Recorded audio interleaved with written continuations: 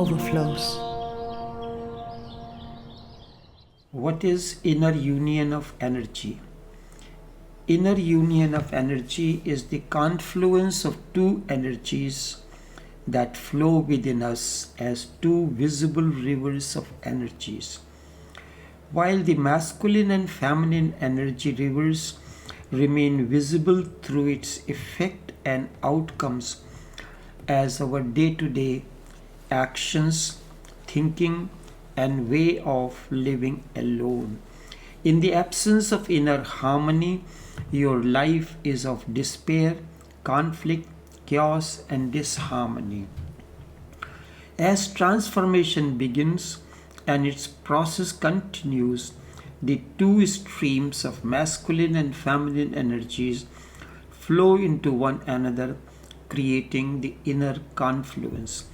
This confluence is light or energy that is capable to propel your life towards way of deep understanding, harmony, and inner balance.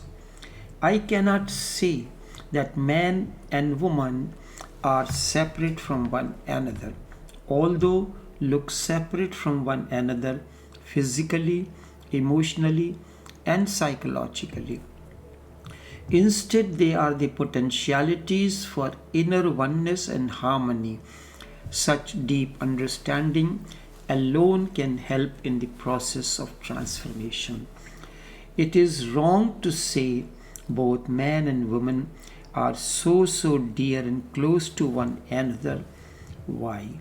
Because both man and woman are like two poles of cosmic existential battery or two streams of energy. The energy, the light that manifests out of this union propels your life and living into bliss and harmony. And when every man and woman attains to this state of cosmic harmony is the outcome. Let me explain through examples in an easy way. Suppose you are a German citizen or citizen of any other country and you live in Frankfurt city, for example. This city has many tourist attractions. You may have visited some or all, but by profession you are not a tourist guide. Instead, you may be a music teacher or in any other profession. You can guide one in music. If you are a music teacher, you know certain deeper aspects of music, but not the history of tourist places in your city. Tourist guide needs training. Human body is a beautiful yet mysterious place most of us do not know much about. This place, human body, has many tourist attractions which have been attracting people in many different ways. You have to learn, explore, and then transcend. Remember, various emotions act in this process. Sex is the fuel that helps the vehicle to move for your own pleasure and thus harmony within. Both male and female act as tourists in this process. At the same time, both act and can act as tourist guide in helping the other to visit and enjoy each tourist place within human body. As a tourist guide, you are taking your spouse as a tourist to enjoy each of these places. In the process, both man and woman can support one another through sex interactions at different levels, but this does not happen in most cases. Then we need a female tantrika tourist guide to take the male to visit these places, or a male tantric tourist guide to take the female to such journey. An awakened one is like a tourist guide who knows the history and energy structure. He is well versed with the art and science of creating various combinations so that he can take the seeker through various stages of transformation, be it of emotions, be it of energy, be it of thinking, be it of any other level. At a Tantra master can use the fuel of sex for transformation or other techniques. As far as he is concerned, he is beyond all this. So much for now. You continue your wildest imaginations and fantasies to free you from any inhibitions. You still have more inhibitions to come out of that energy begins to flow freely. For this, I have surrendered my energy field completely to you. Use it according to your imaginations. There are other means to give fulfillment to someone who is surrendered, dedicated, and seeks the entire process as a therapy. A wise is capable to use sex as therapy when needed, blessings, and much more. Human existential bioenergy aspires to unite with its complementary in two ways. This energy, like any other, is subtle or formless. Through body, mind, intellect realm, it manifests as form. When the subtle bioenergy flows outward, it is gross and is known as semen particles. In that form, it aspires to unite with the outer woman as she carries within her the complementary seed for union as ovum. With this union begins the process of new body on its voyage for a new life.